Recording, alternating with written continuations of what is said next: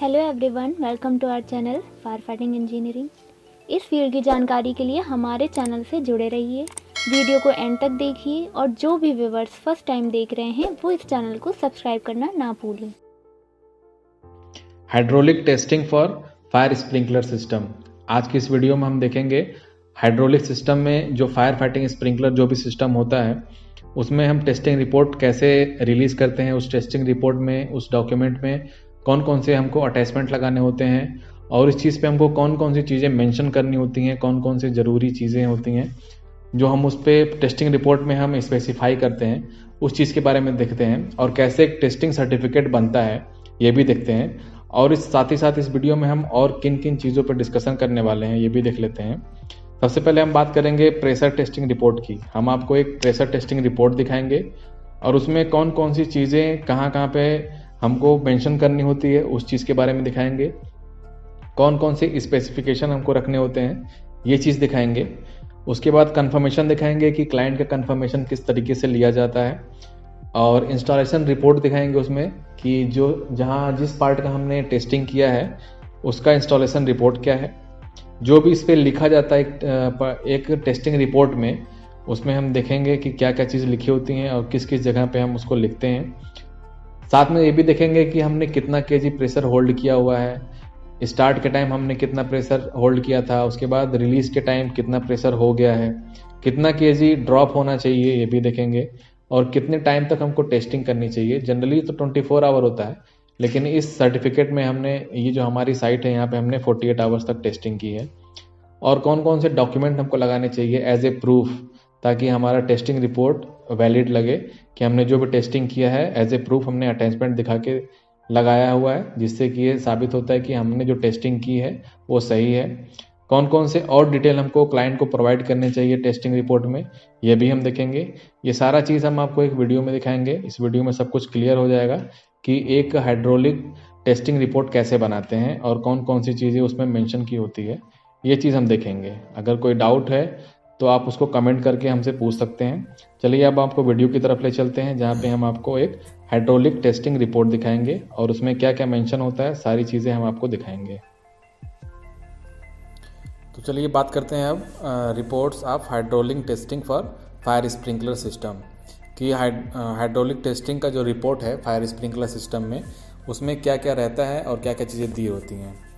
तो कर्सर के थ्रू हम देखते रहते हैं। सबसे पहले जो सबसे टॉप पे सबसे पहले जो दिया रहता है वो कंपनी का यहाँ पे रहेगा। यहाँ पे कंपनी का लोगो रहेगा और कंपनी का नाम रहेगा। जो भी रहता है कंपनी का वहाँ पे हम डाल देते हैं। तो इस पार्ट के आगे जब बढ़ते हैं तो सबसे यहाँ पे लेफ़्ट हैंड साइड पे जो टॉप पे रहेगा उस डेट रहेगी कि किस पर्टिकुलर डेट में हमने टेस्टिंग की है, वो डेट हम दिए रहेंगे। और उसके नीचे फिर यहाँ पे रिपोर्ट्स रहेगा। रिपोर्ट्स में क्या लिखा रहेगा, hydraulic testing for fire sprinkler system. तो ये बात हो गई। उसके बाद सबसे पहले जो लिखा रहेगा कस्टमर नेम। कस्टमर नेम यानी कि क्लाइंट का नाम रहेगा। आपका जो भी क्लाइंट रहेगा वहाँ पे आपको उसका नाम देना पड़ेगा, जो भी क्लाइंट है उसका नाम।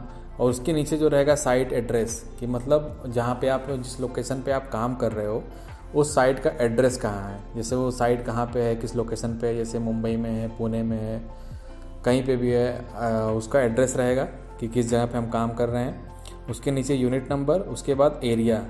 एरिया का मतलब किस पर्टिकुलर लोकेशन में। जैसे मान लीजिए अगर कोई बिल्डिंग है 50 फ्लोर की है बिल्डिंग है, तो मान लीजिए अगर आपने बस टेस्टिंग की है फर्स्ट फ्लोर से लेके 5th फ्लोर तक, तो वहाँ पे एरिया आप डाल सकते हैं कि 1 to 5th फ्लोर का हमने टेस्टिंग किया हुआ है, वो पर्टिकुलर एरिया हमको डाल देना रहता है। अब उसके आगे बढ़ते हैं। सबसे पहले देखिए ए लिखा हुआ है प्रेशर टेस्टिंग डिटेल्स। तो प्रेशर टेस्टिंग सर्टिफिकेट में क्या क्या चीज़ रहती हैं सबसे पहले देख लेते हैं। ए नंबर पे प्रेशर टेस्टिंग डिटेल कि मतलब कि प्रेशर टेस्टिंग में हमको क्या क्या डिटेल हमने प्रोवाइड की है और क्या क्या देना चाहिए उसके बारे में देख लेते हैं। तो सबसे पहले देखिए लिखा हुआ डेट प्रेशर अप्लाइड कि मतलब किस डेट पे हमने प्रेशर को अप्लाई किया है। तो देखिए वहाँ पे आगे डेट लिखा हुआ है, इस तारीख को हमने प्रेशर की टेस्टिंग की है। उसके बाद देखिए लिखा हुआ टाइम प्रेशर अप्लाइड कि कितने बजे यानी किस टाइम पे हमने प्रेशर होल्ड किया हुआ है। यहाँ पे देखिए टाइम लिखा हुआ है 14 बजे यानी कि 2 बजे दोपहर में हमने प्रेशर होल्ड किया हुआ है। उसके आगे लिखा हुआ है प्रेशर एट स्टार्ट यानी जब हमने प्रेशर टेस्टिंग की है, जिस केजी पे हमने प्रेशर होल्ड किया है उसका देखिए प्रेशर लिखा हुआ 16 kg। तो ये होगा इनिशियल रिपोर्ट कि किस डेट को कितने बजे और कितना प्रेशर हमने होल्ड किया हुआ है। उसके बाद जो पर्टिकुलर हमारा टाइम इंटरवल रहेगा उसके बारे में देख लेते हैं। यहाँ पे देखिए फिर से लिखा हुआ डेट प्रेशर रिलीज्ड, कि हमने प्रेशर कब रिलीज़ किया है, मतलब कितनी देर के बाद हमने रीचेक किया है और उस समय क्या प्रेशर था।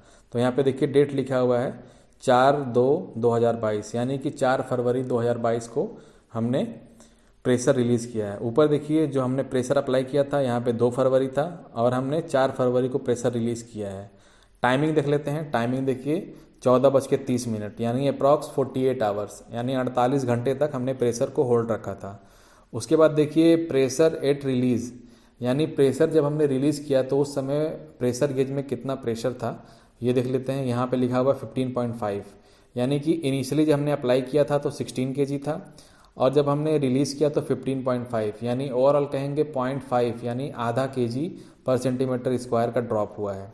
नीचे देख लेते हैं क्या लिखा हुआ है, duration of applied pressure hours, मतलब कितना घंटा तक हमने प्रेशर को अप्लाई किए रखा हुआ है। यहाँ पे देखिए 48 आवर्स लिखा हुआ है। रिडक्शन इन प्रेशर, कि प्रेशर में कितना रिडक्शन हुआ है, यानी कितना प्रेशर ड्रॉप हुआ है ये देख लेते हैं।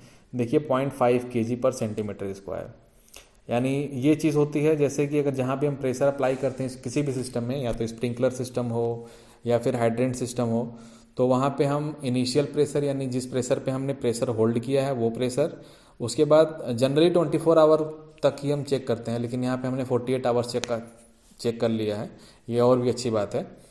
तो 48 आवर्स के बाद देखिए 15.5 kg प्रेशर हुआ, यानी कि 0.5 kg प्रेशर ड्रॉप हुआ है 48 आवर्स में। उसके साथ ये प्रेशर टेस्टिंग रिपोर्टिंग के साथ हम ये जो 2 फोटो आप देख रहे हैं, 2 यानी पहले नंबर पे ये हमने प्रेशर गेज का फ़ोटो लिया हुआ है, यानी कि जब हमने प्रेशर होल्ड किया था, यानी जब प्रेशर अप्लाई किया था स्टार्ट में, वो उसका ये प्रूफ रहेगा। उसके बाद ये दूसरे नंबर पे जो नीचे फ़ोटो दिया हुआ है, उसके बाद जब हम प्रेशर रिलीज़ कर रहे हैं यानी 48 आवर्स के बाद ये जो प्रेशर गेज का जो फ़ोटो है, ये दोनों फ़ोटो हमको ज़रूर अटैच करनी चाहिए प्रेशर टेस्टिंग रिपोर्ट में, कि किस टाइम को किस डेट में क्या प्रेशर था और 48 आवर्स या 24 आवर्स के बाद क्या प्रेशर है।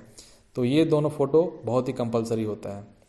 अब आते हैं, आगे बढ़ते हैं और क्या क्या स्पेसिफिकेशन दी हुई है। टावर 2 रिक्वायर्ड 16 kg पर cc, यानी कि डिटेल दिया हुआ है कि हमने टावर 2 में 16 kg तक प्रेशर हमने होल्ड किया था। और क्या क्या डिटेल्स दिया हुआ है, हमने प्रेशर जो होल्ड किया था उसके बारे में और डिटेल्स क्या क्या दिया हुआ है। Number of sprinklers at the unit, कि जितने का हमने टेस्टिंग किया है उसमें कितने स्प्रिंकलर इंस्टॉल किए थे जितनी भी पाइपलाइन में है। तो यहाँ पे देखिए 52 नोज लिखा हुआ है, यानी यहाँ पे जितने भी जो भी पाइपलाइन में हम स्प्रिंकलर का टेस्टिंग कर रहे हैं उस पाइपलाइन में कितने टोटल स्प्रिंकलर्स लगे हुए हैं उसकी क्वांटिटी हमको लिखनी चाहिए। दूसरे नंबर पे दिखाया हुआ है type and make of sprinkler, कि वहाँ पे किस किस तरीके का स्प्रिंकलर है, यानी कि पेंडेंट स्प्रिंकलर है, अपराइट है, साइड वॉल है, तो जिनकी क्वांटिटी जितनी है उसको हम मेंशन करना चाहिए। उसके नीचे लिखा है size of GI pipe in mm, कि किस किस डायमीटर का पाइप लगा हुआ है जहाँ भी हम टेस्टिंग कर रहे हैं उस पर्टिकुलर एरिया में किस किस डायमीटर किस किस साइज़ का पाइप लगा हुआ है, इसके बारे में देखिए लिखा हुआ है। यहाँ पे देखिए हमने जो टेस्टिंग किया वो वहाँ पे 80 mm से लेके 25 mm, यानी 1 इंच डायमीटर से लेके 3 इंच डायमीटर का पाइप वहाँ पे उस एरिया में लगा हुआ है जहाँ पे हमने टेस्टिंग की हुई है। उसके नीचे देखते हैं size of main header in line, जो हमारा मेन हेडर है उसका क्या साइज़ है, यहाँ देख लेते हैं। यहाँ पे 80 mm डायमीटर है, यानी जो हमारा हेडर का साइज़ है वो 80 mm डायमीटर का है। तो ये सारी चीज़ें हो गई। इसका समरी एक बार देख लेते हैं कि जहाँ हमने टेस्टिंग किया है वहाँ पे कितने स्प्रिंकलर लगे हुए हैं और किस किस टाइप के स्प्रिंकलर लगे हुए हैं और किस डायमीटर पे किस डायमीटर का पाइप वहाँ पे इंस्टॉल है, कौन से डायमीटर का हेडर है, ये सारी चीज़ें हम देख लेते हैं।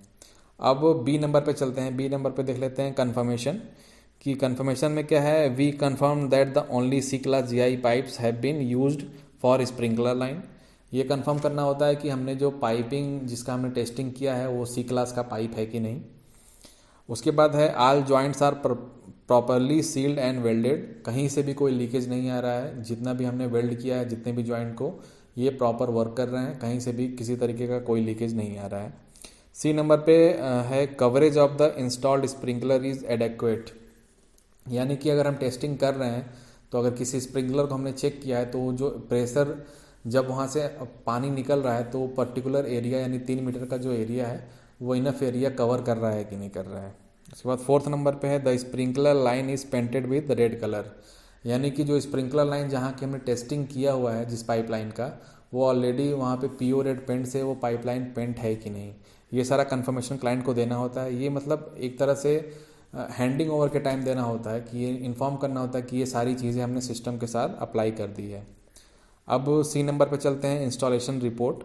इंस्टॉलेशन रिपोर्ट में लिखना होता है this is to clarify that we conducted the hydraulic testing for the fire sprinkler piping and we are certified with the result. ये एक रिपोर्ट होता है यहाँ पे।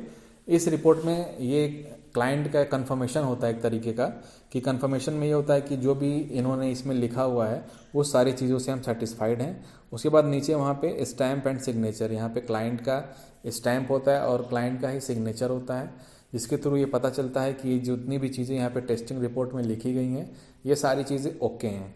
अगर उसको कुछ रिमार्क में लिखना होता है तो ये जो खाली जगह बची हुई वहाँ पे उसमें रिमार्क में वो लिख देगा कि अगर वेल्डिंग क्वालिटी पुअर है तो वो लिख देगा, अगर कुछ लीकेज वगैरह आया हुआ है तो वो भी सारा कुछ लिख देगा। जो भी उसको ज़रूरत होगी, जो भी साइट पे अगर उसके अकॉर्डिंगली नहीं हुआ है तो वो चीज़ वहाँ पे मेंशन कर सकता है। तो ये सारी बात हुई प्रेशर टेस्टिंग रिपोर्ट के बारे में कि प्रेशर टेस्टिंग रिपोर्ट क्या होता है और उसमें क्या क्या मेंशन होता है।